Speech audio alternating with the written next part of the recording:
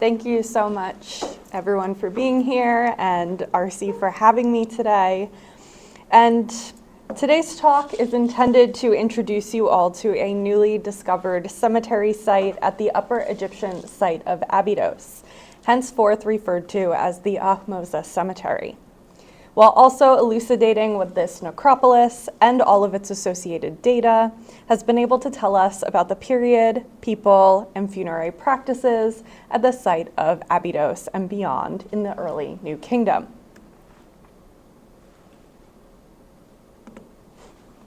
In order to examine this data, I've organized our time together today in the following fashion.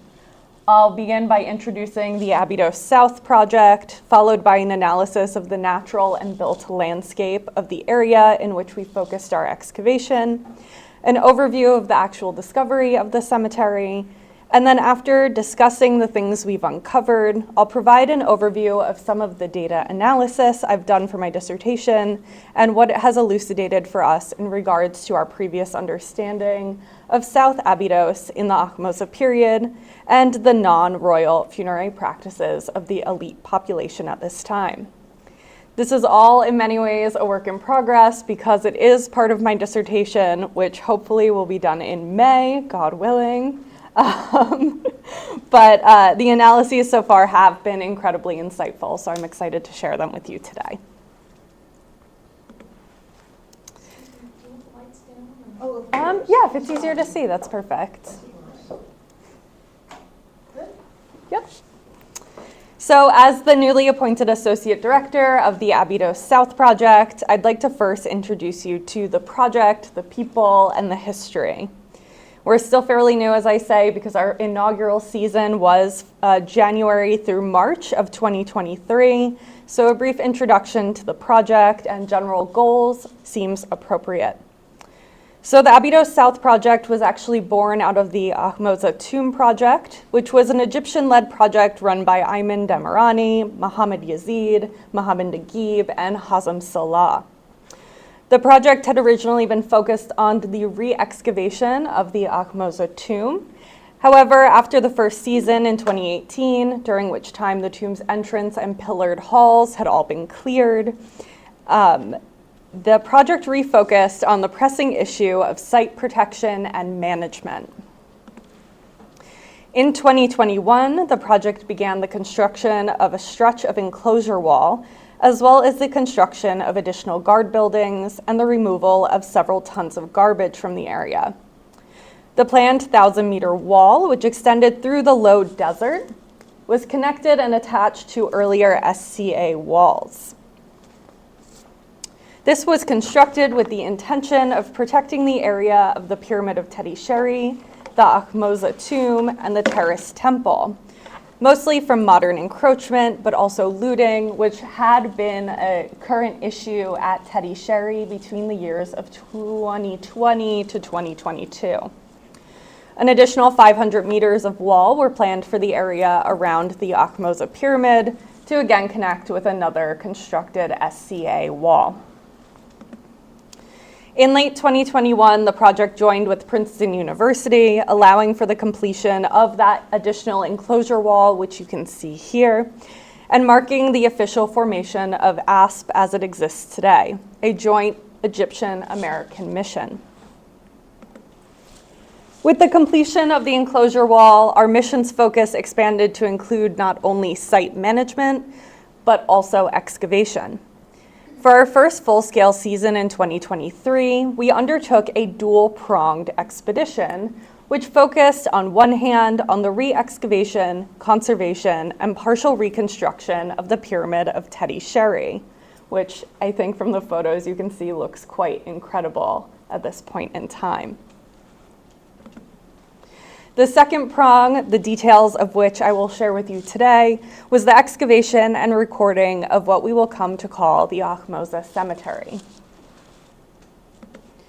So turning to the landscape and the geography of this area, the cemetery site is located in South Abydos along the modern edge of the village of Araba.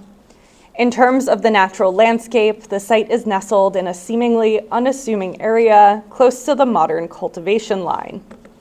unassuming, of course, if you ignore the pyramid right next door. The geography of this portion of the low desert is mostly flat. However, there is a slight undulation across the concession. While this undulation was seemingly emphasized by modern deposits of garbage and material associated with animal pastoralism, the elevation measurements taken after the exposure of the ancient tephla seem to support a fairly similar landscape to what is visible today.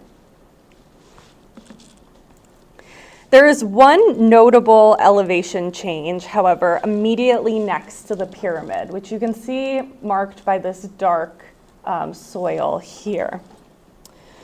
This depression was seemingly dug in antiquity or at some point in the past in which the local memory does not recall for a yet undetermined reason.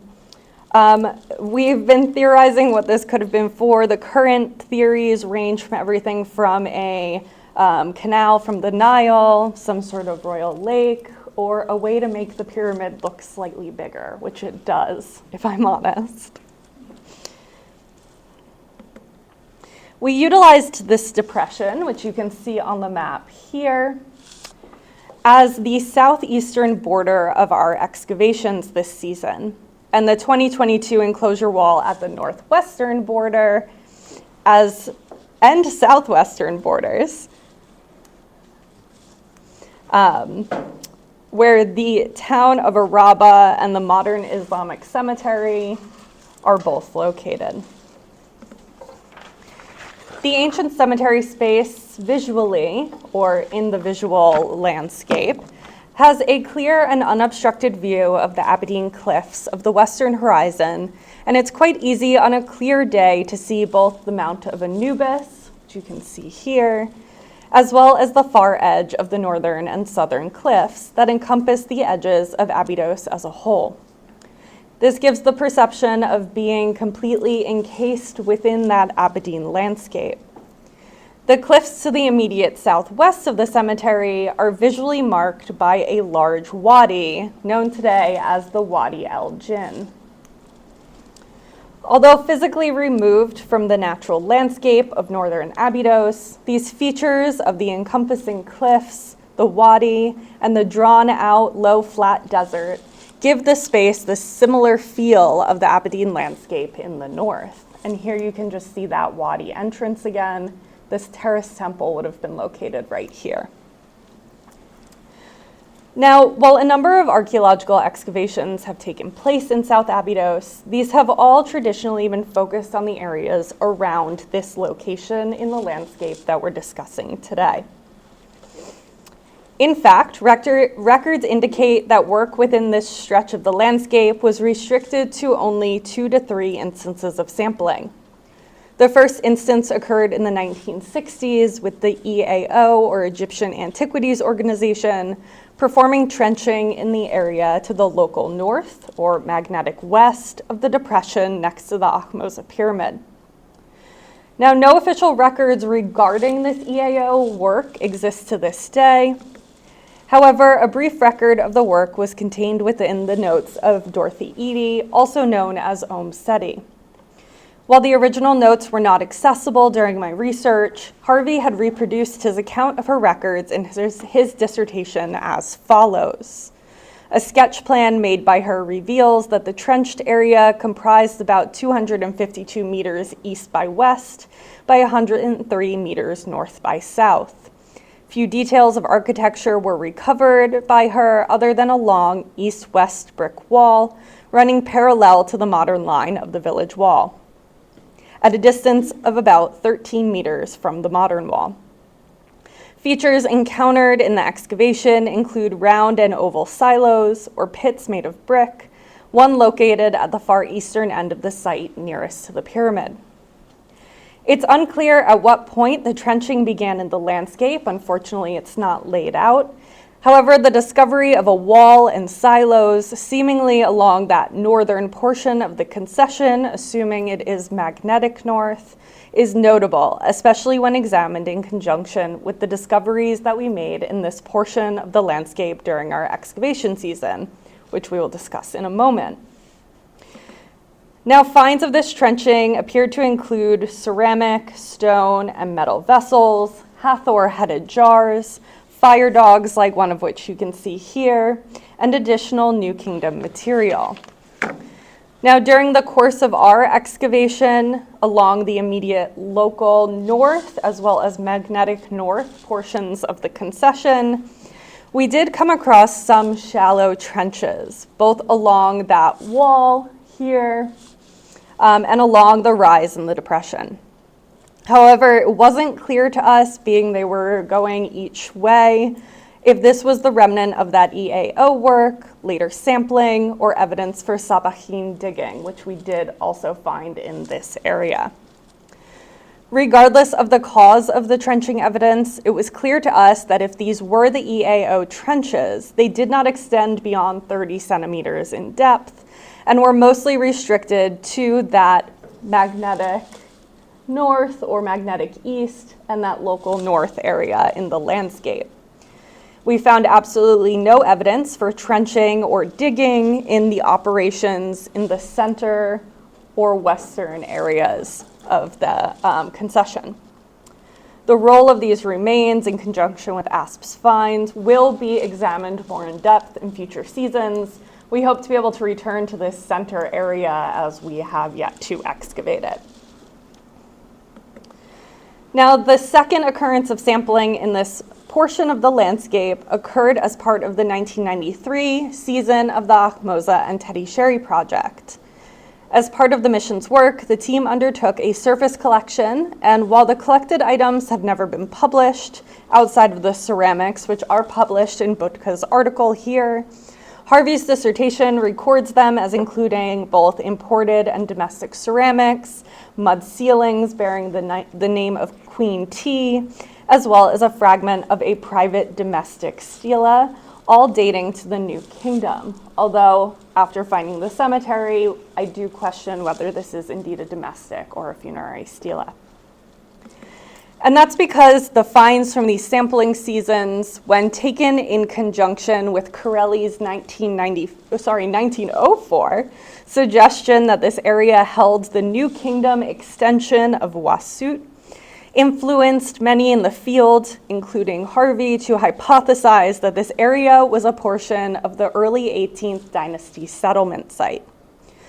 Although this proposal was solidly dismissed by Wegner in his 1998 article, as recently as 2014, this stretch of land is still generally recorded on maps as being the possible location of the Ahmose Pyramid Town.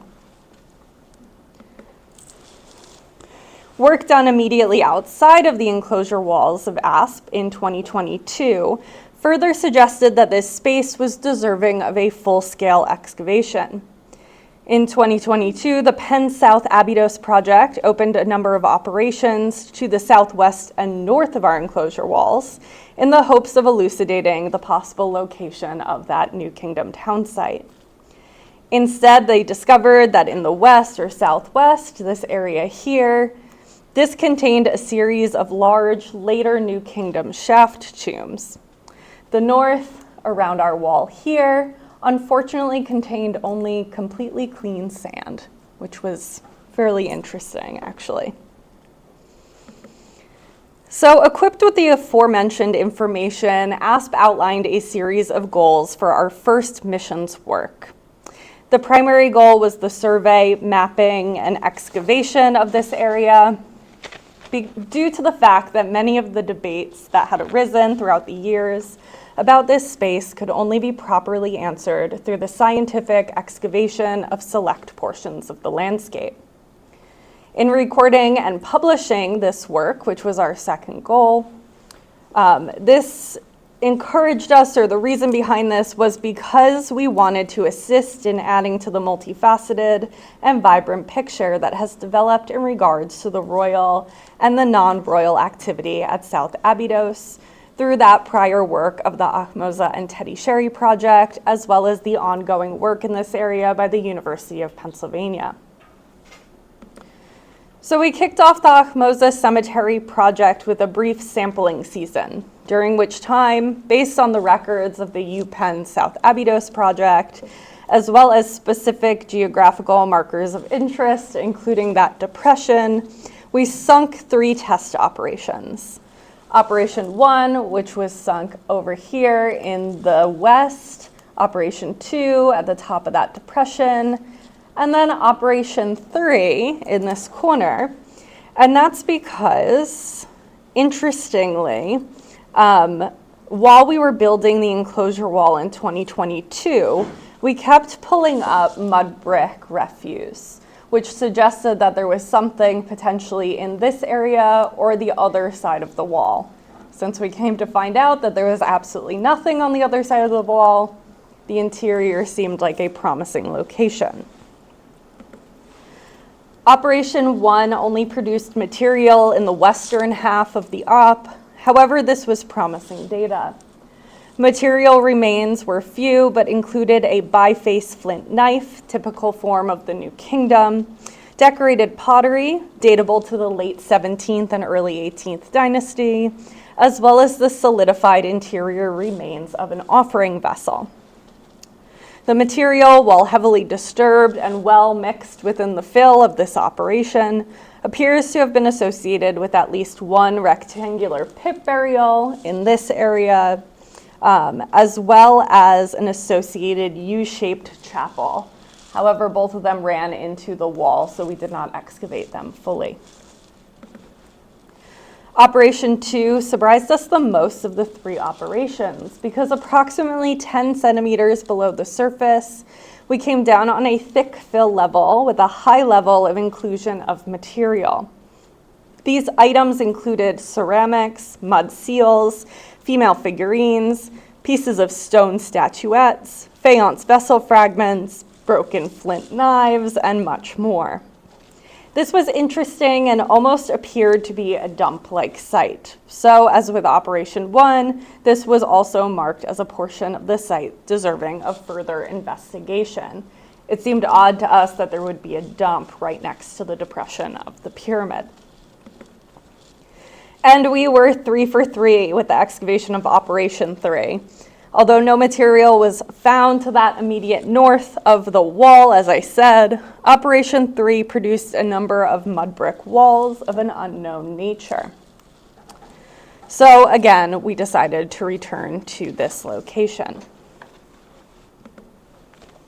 As a result of this sampling season, we returned to those 3 sections with the addition of one additional series of ops in the gap between 1 and 2.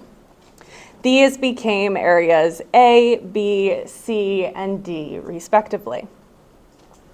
Now I'll circle logic here and I will start with D instead of A, as this was the only portion of the landscape that we've identified as belonging to a context other than the necropolis.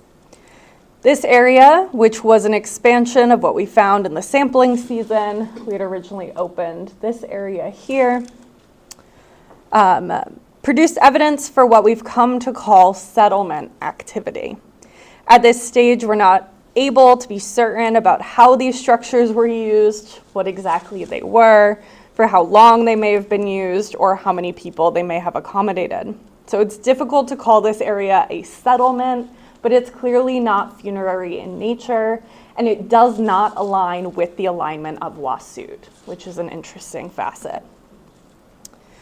Further, we have evidence for production and storage of various kinds, as well as a large dump to the immediate west.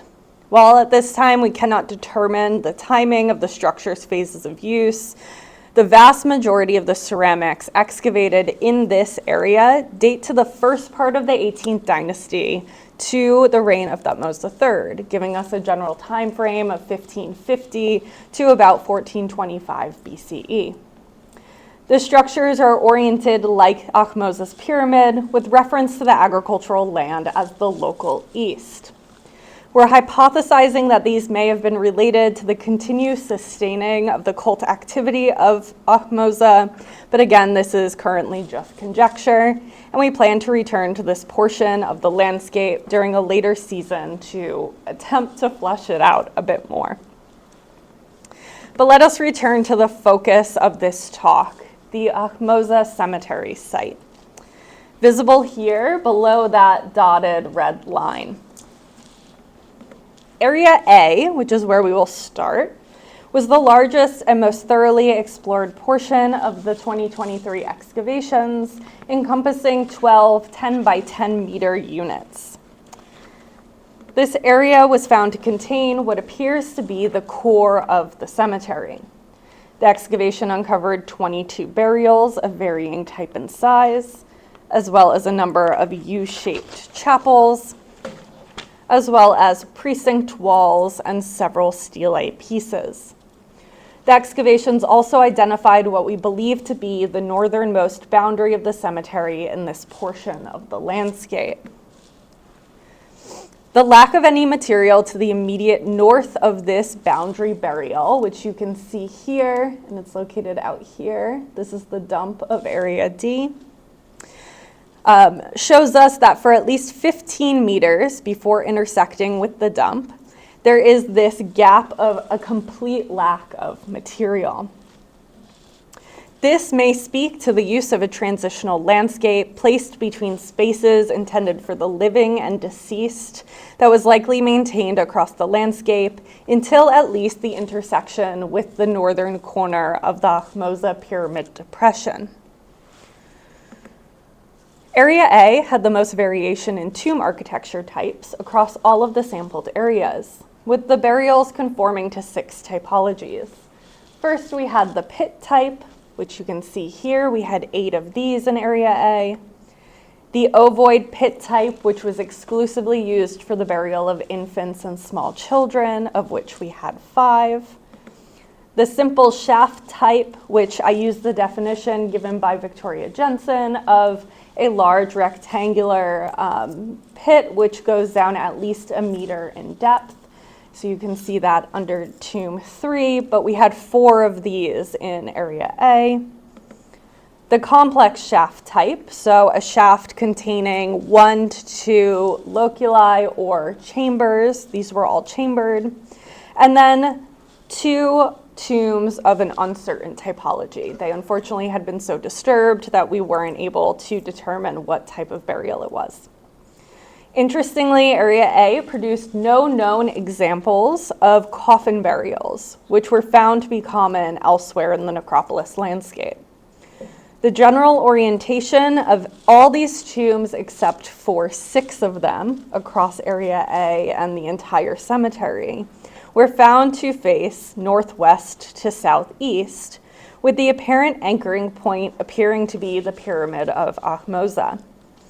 As would be expected for this period, all tombs that retained a portion of the body in situ were found to have been placed on their backs as opposed to their sides. Of particular note in relation to Area A was the interesting variation in the architecture of our 3 complex shafts. The first shaft, Tomb 2, measured 3.5 by 1.6 meters and was designed fairly traditionally, with a brick-lined mouth. The shaft descended approximately 4 meters before terminating in a large cyst-shaped burial chamber, which you can see on the right here. Now, this chamber was remarkably tall as well as wide. I'm 5'8", and I had at least 1.5 to 2 feet of clearance above me when I stood within it. The second shaft, Tomb 13, was also a vertically cut shaft. However, this measured approximately 4 by 2 meters. And again, it had no brick lining, unlike Tomb 2. There was an unidentified architectural feature, a large niche, which appeared to have been carved into the upper portion of the western wall. We don't know why this was used or why it was carved, but the quality of the carving of the tefla in this area was on par with the rest of the shaft, and there was no identifiable geological reason for the niche or for abandoning this area in terms of digging deeper. We're looking into what this could be indicative of, but we have yet to solve the puzzle. It was super useful for holding our ladder, though, as you can see in the photo. Maybe not the best use of it, but it worked out well. Now, unfortunately, with this shaft, which seemed promising based on the overall size and the amount of material we were pulling out of it, after approximately 4.3 meters, the tefla became too weak to continue, and excavation had to be terminated. We do hope to return at a later point with the help of an engineer. That way we can attempt to stabilize. This was a problem in antiquity as well. They had actually built a mud brick wall to support the tefla in the tomb, but unfortunately they had built it just on loose sand. So we weren't comfortable continuing and risking everybody's safety. The largest shaft of those excavated, which was tomb 19, measured approximately 4.5 meters by just over 3 meters at the top of the cut. And the shaft displayed some even more unusual architectural features, including what appears to be an intentional platform around the shaft opening. This platform ranges from 80 centimeters wide on the local east side down to about 40 centimeters on the local west and south. Now, the platform descends from the highest point in the local northeast corner, moving counterclockwise around the shaft and ending at the south end of the local east wall. At this point, beneath the platform, there are 6 steps carved out of the sidewall, leading from the platform down to the entrance of the northern burial chamber. The top of the cut into the local north burial chamber, as I said, aligns with that lowest stair. But this was definitely the most puzzling architecture of the 3, with no really identifiable comparanda for comparative analysis. We may have a clue about what this is about, though, which I'm getting ahead of myself, though. I'll get to this in a few moments. Now, 2 burial chambers extended off of the local north and south sides of the shaft, although they were significantly smaller than the chamber of shaft number 2. The northern chamber is rounded, extending about 2.4 meters to the south, with an east-west diameter of about 3 meters. The local south chamber, which you can see here, was larger and more rectangular in shape, extending about 3.75 meters by about 2.7. Interestingly, though, the southern chamber was found to contain 11 individuals, while the northern contained only a mother and her child. In front of the southern chamber, the lower portion of the wall, originally sealing the chamber, survived, and 2 of the bricks were stamped with Ahmose's throne name, Neb Peti Ra Meri Usur. The wall in front of the local north chamber was largely gone, though a number of bricks remained, including more with this specific stamp. Interestingly, this burial also produced the only examples of gold leafing in this cemetery, which in association with that osteological analysis of the remains, because the gold all came from the chamber of the mother and child, this may suggest someone of some importance, or at least that's what I would like to believe. Area A also produced extensive evidence for superstructures, something that was unique to this portion of the cemetery. These superstructures all took the form of U-shaped chapels. However, the discovery of a number of mud brick walls and collapsed mud flooring also suggests the use of possible precincts in this portion of the necropolis, providing further insight into what the surface may have looked like in antiquity. One of these chapel spaces, which we've identified as Chapel 1, was particularly interesting as it provided additional data we were not originally expected when we found the edge of the first mud brick. The chapel, which measured approximately 80 by 80 centimeters, was located 2 meters to the southwest of tomb 19, that sloped tomb we just looked at, and was found to still contain the base of a limestone stela, which you can see up here. The stela, although surviving in a highly fragmentary state, has allowed us to conclude that an individual likely was buried somewhere in the area, possessing a name ending in Mosa. This is a small detail, but I feel like it's potentially a humanizing fact that we get to grasp for a little bit.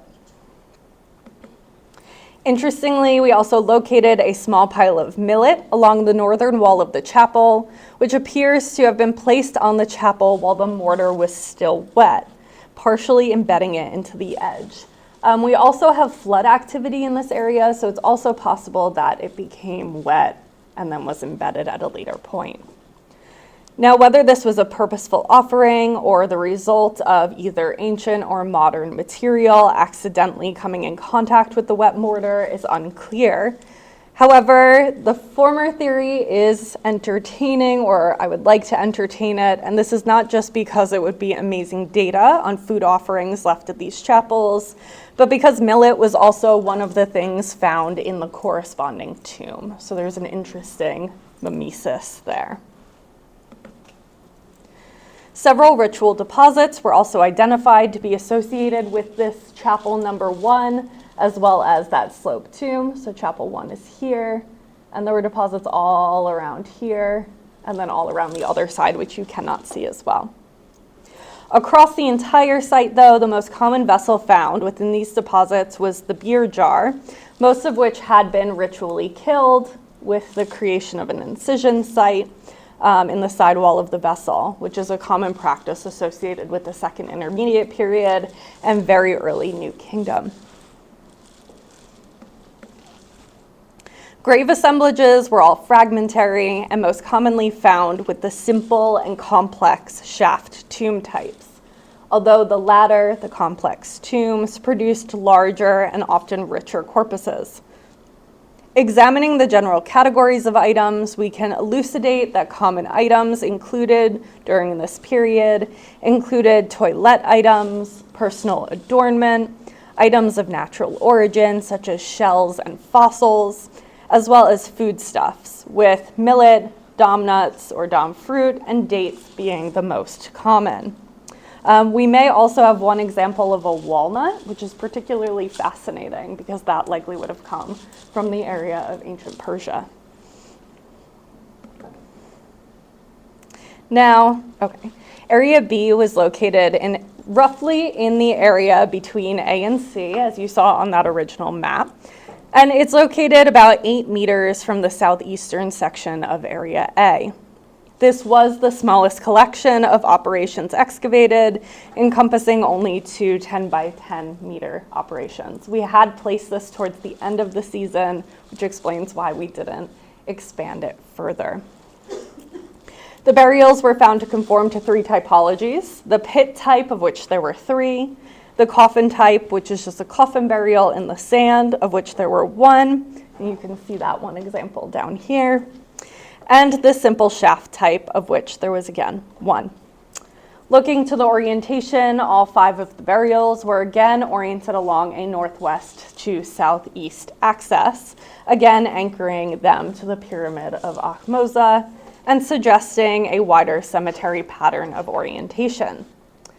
This portion of the cemetery produced no surviving evidence for individual or group burial superstructures. Now, Area C was located along that uppermost edge of the large depression next to the pyramid. The area had originally been chosen for excavation due to its proximity to the pyramid and the assumption, based on other comparable sites, that this would be one of the more desirable locations for elite burials. The site was indeed found to contain a large percentage of material. However, the resulting data complicated that assumption we had made about the status expressed in this part of the spatial orientation. The space excavated produced a total of 12 burials across 7 operations, and the tombs conformed to 3 architectural typologies: the pit type, of which there were 5, the simple shaft type, of which there was 1, although it was very beautiful, it was completely brick-lined, and the coffin burial type, of which there were 6, which again surprised us as we had expected more shafts, whether simple or complex, in this area. Instead, it appears that possibly location was more desirable than size in this particular situation, or that this area was perceived differently than we would traditionally expect. Returning to that interesting stratigraphy in this area, though, that I mentioned during our sampling season, we opened the additional operations and found that the entire area was covered with a deposit comprised primarily of broken pottery and small finds, including things like mud seal impressions, miniature objects, and stone fragments, some of the items which you can see on the screen here. This deposit went for at least 60 centimeters in depth in each of the operations and appears to extend, based on what we can see in the stratigraphy of the bulk, both to the west and east along the ridge, along the ridge, as well as to the north. This deposit sat on top of a deep layer of very clean sandy matrix that itself contained or covered the burial remains that we found, confirming that the items from above were not from the tombs below. Further, much of the material differs in style and form from the grave assemblages in areas C as well as areas A and B. And the stratigraphy instead gives us the perception that this fill was removed from somewhere else and dumped in this area sometime after the mid to late 18th dynasty, although the specific location of origin remains unclear. While it remains possible that the fill may have been from robbed tombs of a slightly later date in the immediate area that we yet to find, the most likely thing is that this is fill that was pushed into this open space when they constructed the most recent houses in the local village, which are right up against that wall. We do plan further exploration in this area, including within the depression, though, so we hope we can maybe elucidate a little bit more information. Now, all four areas and accompanying tombs were dated to the late 17th and early 18th dynasty based on in situ ceramics. Bless our ceramicists, because this is about this is less than half of the ceramics they were dealing with, as well as item typologies. While this date is not surprising, what was surprising was the near complete lack of any earlier or later material at the site. This seems to indicate at some point after the reign of Ahmose and before the mid-18th dynasty, since the latest material we have is Ahmose III, but that's really restricted to Area D, that the space was no longer seen as viable for burials or was restricted from the placement of burials. There appears to be some sort of control over this landscape. Although the reasoning is unclear, it's interesting to note that the area on the other side of the pyramid appears to have been available for use to some degree, as indicated by the later 18th dynasty and potentially 19th dynasty priest tombs found by Corelli in 1903-1904. Now, from this data, we've been able to make a series of conclusions, ranging from the most basic to the more complex historical and sociological insights. The most basic conclusion gleaned from this material is that we can now be completely sure that the core of the Ahmose town site is not located within the bounds of this portion of the landscape. The searches for that New Kingdom stretches of Wasut, however, continue, and I do have faith that we'll find it eventually, even if it is to some degree under the local town. Instead, what we can positively conclude from this data is that we've located the core of the non-royal cemetery active during and associated with Ahmose's tenure in South Abydos. While we were unable to find the exact borders of the cemetery this season, we were able to find that one potential northeastern boundary, which is the tomb right here, within Area A. I hypothesized, based on the orientation of the cemetery and the material found in areas B and C, that the border runs along the same longitudinal line, although we hope to confirm this in future seasons. Due to the modern cemetery to the west of the excavated area and the extents of the modern village to the north, it likely will not be possible to find the edges of the cemetery in these directions. Although we are thinking about placing operations out near the Pyramid of Tetisheri to see if possibly later New Kingdom tombs expanded on this cemetery just out towards the Western Desert. As I've already noted, though, the excavations by the University of Pennsylvania project have highlighted that the cemetery does indeed extend into the modern cemetery space, as they found all those New Kingdom shafts right about here. Extrapolating beyond the basics of site identification, though, we can also use this data to further build on what we know about the Ahmose Pyramid in South Abydos. Now, I think a number of people would love to hear that the presence of the cemetery indicates that the king was indeed buried at Abydos, but unfortunately, I cannot confirm or deny that based on the evidence we have. Instead, we can talk about things like the creation, use, and manifestation of the royal and non-royal landscape at South Abydos during this period. It would be of little shock to anyone here for me to say that Abydos is a significant landscape, embedded with meaning and ritual and religion. However, discussions of this topic have traditionally focused on North Abydos. Although South Abydos may feel less explored in terms of this sense, scholars like David O'Connor, Joe Wegner, and Steve Harvey have all proven that the landscape of South Abydos was perceived by the royal family as holding a high level of significance. Otherwise, why would Senwosret, the potential kings of the Abydos dynasty, and Ahmose all have placed their tombs here, or their cenotaphs?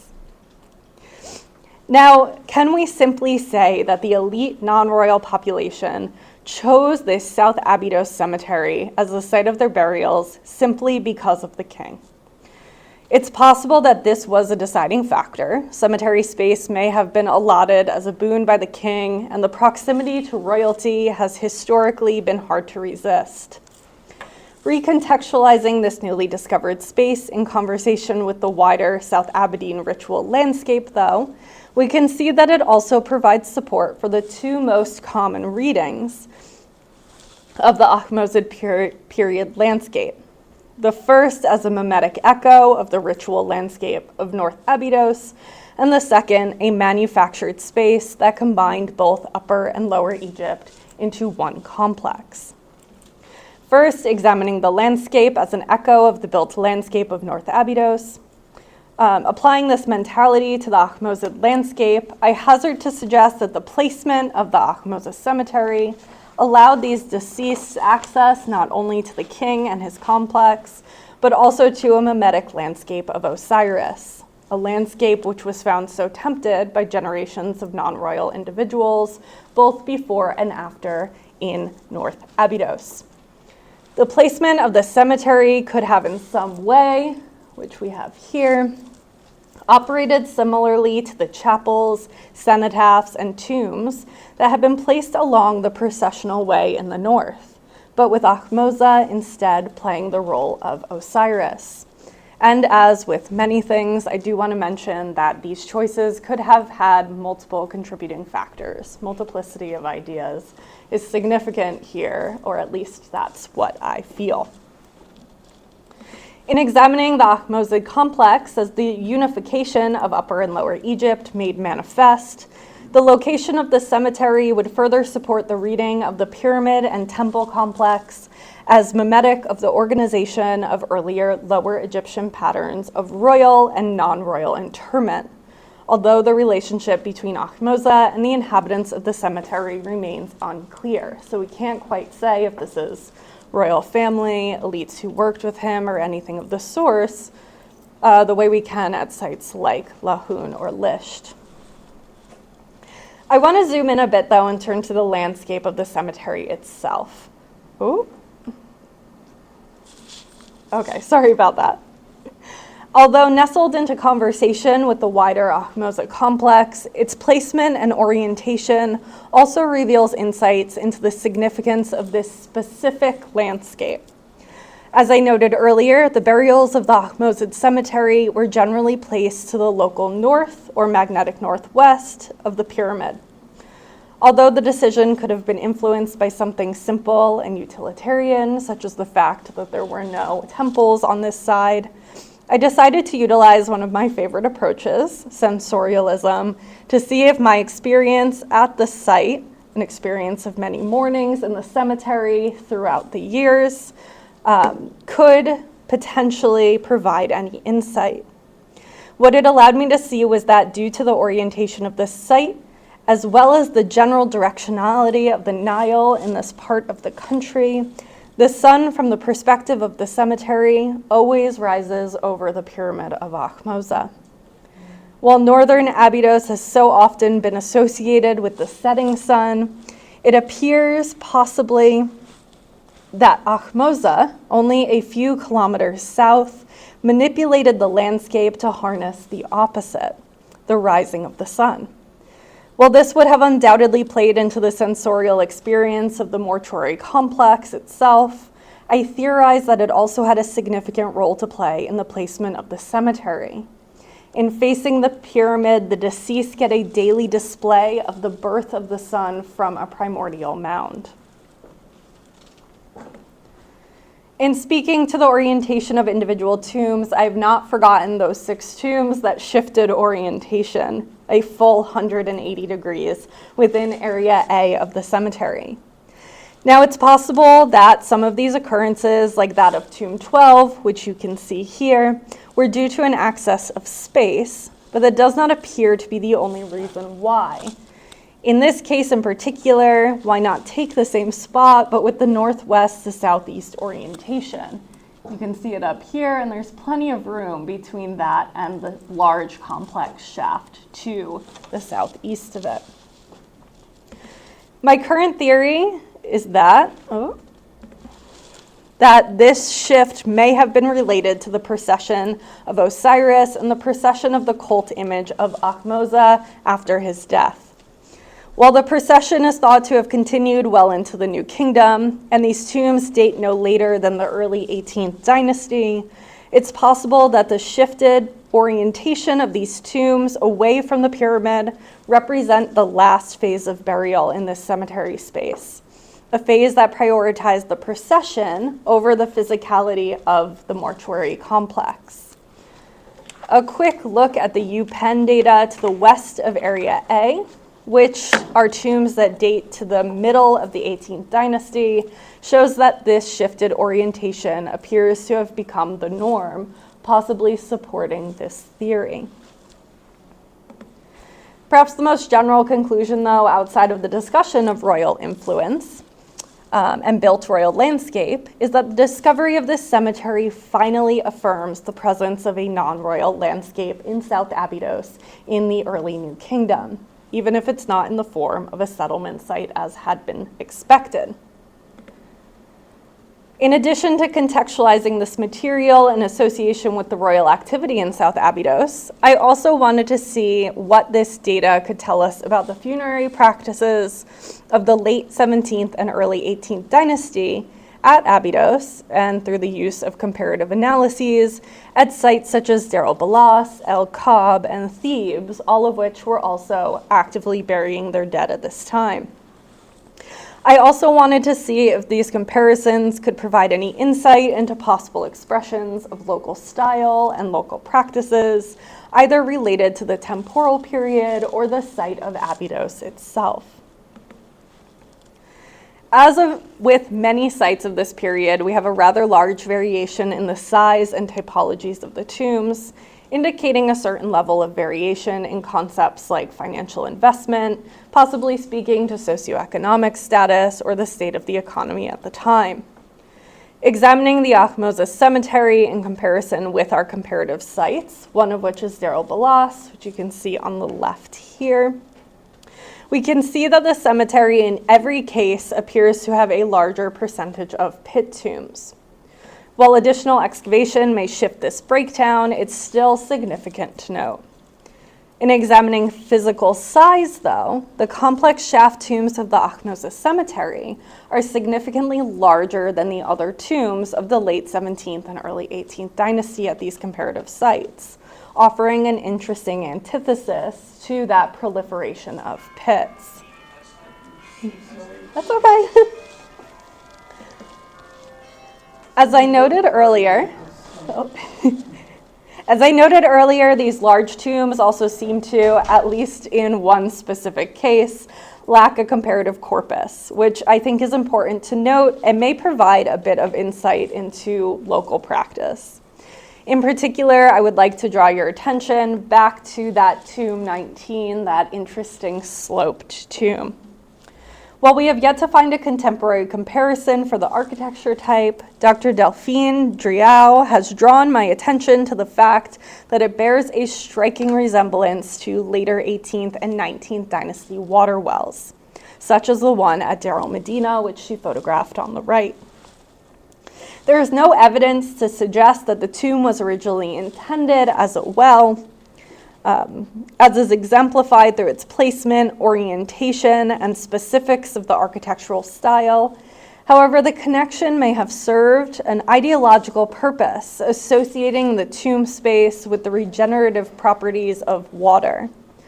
While without additional evidence, the connection between water wells and this tomb remained tedious, it stands as a possible explanation that we're currently analyzing.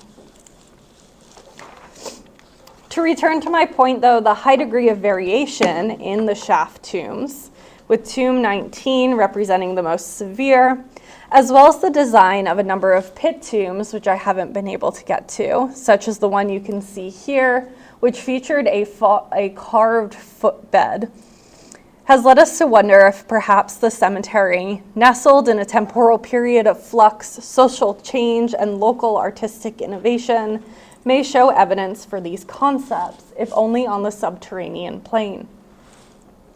Although it's impossible to know if Ahmose perhaps allowed for laxity or encouraged variation in the design of this adjacent cemetery, it must be considered that the use of innovation by the king and his architects in designing the Ahmose complex may have found an echo in the stylistic choices made by the non-royal elite buried within the same space. I noted that these changes in expected architecture occur only in the subterranean sphere, because interestingly, no shift in superstructure design is seen anywhere in the cemetery. The resulting necropolis landscape thus would have been rather uniform and traditional appearing above ground, while the subterranean environment would have been one of individualistic variation and change, which also feels like an interesting metaphor for this period of time. A place we don't seem to see much variation or innovation is within the tomb material. I use this statement lightly because, of course, all of these pieces are unique in their own way, but it is to say that there appears to be a rather large contingent of items recovered from the Ahmose Cemetery that relate in style to items recovered from sites like the Asasif and Dra al-Bunaga. These include basic items such as coal pots and wooden applicators, but also similar seal designs, female figurines, mud miniatures, and patterns from coffins. The most interesting item of comparison, at least in my opinion, is the votive deposit of a ceramic whitewashed coffin on the ancient surface of the Ahmose Pyramid site, which you can see here. What's interesting is that while these coffins have traditionally been found to house Ushabti burials, ours houses a mud and seed figure, which we've come to possibly theorize could be an early corn mummy. Now, in order to confirm this, we need to do scans, so the work is forthcoming, but it offers an interesting piece of comparative material that has one aspect that compares quite closely to these Ushabti burial coffins, but then on the interior has no comparison. The utilization of the same coffin form across these sites seems to indicate that the Ahmose votive in some way conceptualized or was conceptualized in a similar fashion to the Ushabti burial. They were also found in similar locations outside of a chapel but close to a tomb. The congruence of these miniature coffin forms with some of the coffin styles at the time, although reproduced in wood, also suggests that there could have been a conceptualized connection between the deceased and the Ushabti, also made manifest in the item's more general ideological purpose. It should thus be suggested that a similar connection may have been made between the deceased and the Ahmose votive, a concept that may be significant to our eventual comprehension of the item's use. And you'll see here it was sealed with a number of mud seals, and these mud seals were actually found in a small offering dish that was on top of this votive as well, along with some burned material. Ultimately, the similarities in these corpuses may suggest that a number of these individuals may have, like Ahmose, come from the Theban area and chose to be buried in this new Abydos Cemetery, as opposed to the Theban hills. While it's possible that the local Abydos population of elites also followed the Theban style of funerary equipment, an examination of the very few early 18th dynasties from North Abydos, I think very few because of the way they were recorded, not that this area was not being used, for which I've assembled an appendix for my dissertation. An excerpt can be seen here. These tombs in North Abydos feature an interesting lack of these common decorative features and items. Does this speak to a difference in status and accessible styles, a separation of local and non-local populations, or something else altogether? Unfortunately, this currently remains unclear, but what we can conclude is that while certain facets of the burials may have been unique to this cemetery, the funerary practices and the funerary goods were still very much in conversation with the practices currently occurring in Thebes. Although this work has elucidated a significant amount of information about this new cemetery, its inhabitants, and details about practices at this period, its discovery also raises a number of questions that we have yet to answer. Many of these questions relate to the human desire to try to understand who these people were, what social roles they possessed in life, and whether or not the inhabitants of the tombs could be people of political, religious, or royal import. Other questions, however, have come to the surface based on the landscape and the dating of the material we found. Why was this area used for such a brief amount of time, and what prevented individuals from using it thousands of years after the reign of Ahmose, when they had absolutely no problem usurping the site of the Pyramid of Tetisheri for burials? What was the purpose of the depression next to the pyramid, and how, if at all, did it relate to the conceptualization of this elite cemetery right next door? And for those of you interested in the settlement aspect, what was Area D used for? Some of these questions may not have answers, but we plan to keep chasing them down through continued analysis, theorization, and excavation in the near future. And with that, I would like to thank you all for your time this afternoon and thank everybody associated with this project as well.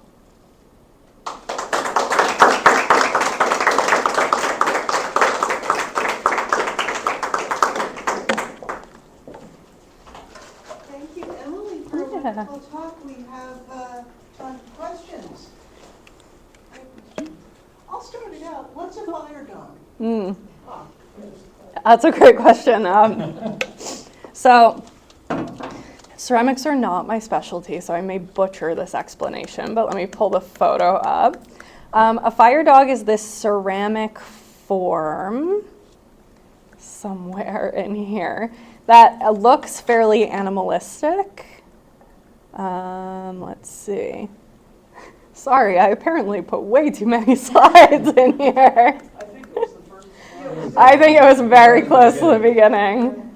And so it's this form that from what I understand, we're not sure why why it looks like an animal, but essentially these would have been arranged around or inside a fire to hold a pot outside of it. That way you could get like the correct cooking temperature. So they tend to be common in settlement and production sites. And this came from the dump at our site in particular. I can see how that would work. Yeah. There really, there's several, I can't remember. It may have been Budka did an experimental archaeology using these. Their students created them, and then they tried cooking with them, and they were extremely successful. So, So this is the 2023 field season? correct. Was there a 2024 field season? So there were 3 2024 study seasons. Yeah, and I've been told I'm not allowed to excavate again until I finish because I have too much data. So the 2024 season was just going back. Our osteologist has started her analysis, so that's been occurring at this point in time. So, yeah. More question? Any questions? Yeah, Okay, yeah. I have one. So in the whole area that you excavated, you didn't find anything before the mid to late 17th dynasty at all? Nope. There were, Does that seem unusual? yes, Okay. exceedingly, and that's one of those questions that is currently baffling us because the idea that just nobody used this area, and we know under the pyramid and in that area, there's a pre-dynastic site.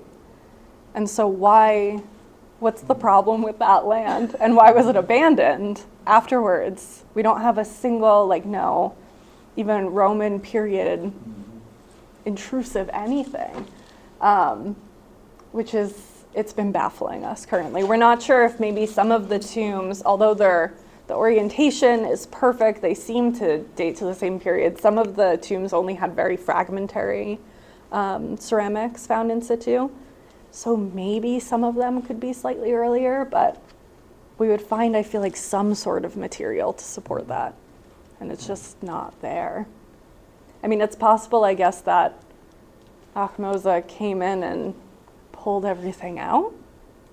It's a possibility. When we were excavating Tetisheri, we got into some of the casemates and there were, sorry, this is a bit gross, but body stains, but no bodies, no burials. And they were running into the walls. So we're wondering if maybe that area was cleared out of earlier period burials. So he would have pulled everything out based on? Maybe, he just wanted the I area. just had never heard of anything like that happening. That's just a theory, Yeah, okay. currently. There's a lot of stuff, the UPenn material is not mine to discuss, but there's a lot of stuff that they found that dates to the 18th dynasty where we've all been like, that's not normal. Mm-hmm. So there's something happening here that is shirking the pattern of everything we would expect.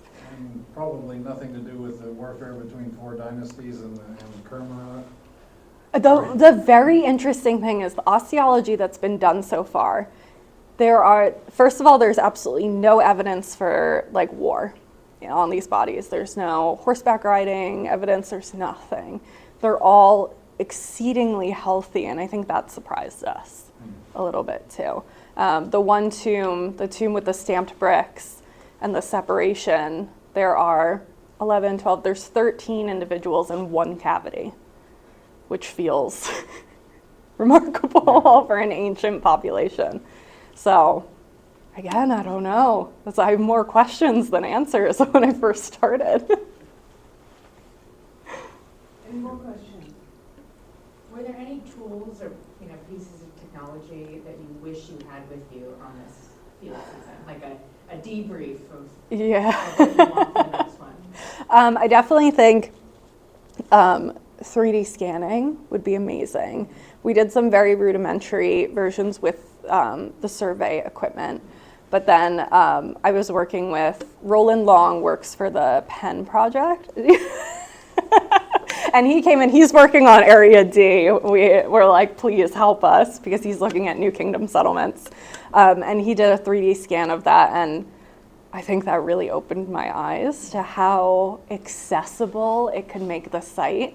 A big contributing... All year long, right? Yeah, and a big contributing factor is not just my access to the site, but making this accessible for tourists. The Tetisheri Pyramid is now a place people want to visit. It's not a lump in the ground. And so it would be really, really interesting to see if we could, bring the pyramid back to a glory day and then include some sort of 3D component that could help people conceptualize of this subterranean cemetery. Yeah. I'm sure there's more technology. I just can't think of it. at the moment. But yeah, it all takes money, right? Yeah. So, I have a question about that, the rampy pit tomb, the yes, rampy shaft tomb. yeah. Because the ramp didn't go all the way down. You couldn't have used it to, fill the tomb with its contents. You still needed some kind of ladder or method of descent.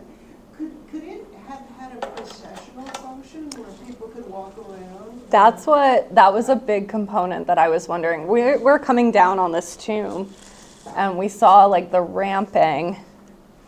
And I kept saying to Deborah Vishak, who's the director, this feels intentional. I can't prove it, but it feels intentional. Because it was also, we started excavating in that pattern too. And then when we hit the steps going down at the lowest point, we're like, oh, it is intentional. Yeah, there is some purpose. So another theory that we had was maybe it had something to do with like the procession of the funeral. But the other question was, is it instead like processing out, like for the deceased? But then the direction it's facing is odd. So if you just continue a straight line from here, it just goes to area D. So it doesn't face the pyramid, it doesn't face like the west. So it feels, if it's processional, my belief would be it's for the living, just based on the orientation. But everything's been so wonky in the cemetery, it could be. So it has no parallels that you've been able to find. So Nothing. And every conference I say to everyone, please, if you know of anything. Yeah. The only thing I can think of are some 18th and early 19th examples in Thebes where there are steps in the outer courtyards. Okay. There's not I'm gonna really write need this for down. kind of ramp because they are not tombs that are required to go down the way you're. Okay. Interesting. And these are 18th. 18th and early 19th. Okay. I can't remember one off the top of my head. But Yeah, it's I'll look that. The excavator thought there was an association with, like Osiris, mummy burials. Mhm. I don't want to say corn because I can't remember if we used the word. Yeah. but, Or like the germinating I've Osiris. seen excavation reports Interesting. and a few photographs of like random steps in the middle of the courtyard. That's amazing. Thank you, because that's interesting if they are Osiris burials too. The corn mummy was found right here. And so we're like, it feels associated with this tomb too, so I'll definitely look at that. Thank you. I'm sorry that I don't have a reference for you right now. No, that's okay. It's material, but I'll find your email. Perfect, thank you. Perfect. Yeah, I mean, this was my favorite tomb, and of course we found it like the last week of excavating. Yeah. Like that's what, yeah. And then we opened an operation right to the like local north of it. We opened this here, and we got down and there's like clearly like 8 or 9 tombs, and we just had to be like, okay, see you next time. So, but yeah, I always tell people that's the only archaeological curse. Like the only curse, yeah, is the cliffhanger curse. Yeah. what's the time frame for the corn mummies? This is a fascinating question because it's so heavily debated. Some people say Middle Kingdom, but they're most common in the Third Intermediate period. So if this does end up being a corn mummy, and I think I get too excited about it because we haven't scanned it yet, but you can see like seeds in it, that this could be some sort of like missing link between the Middle Kingdom examples and the Third Intermediate period. So we'll see. I would like to thank Emily. Thank you. Smith-Sangster for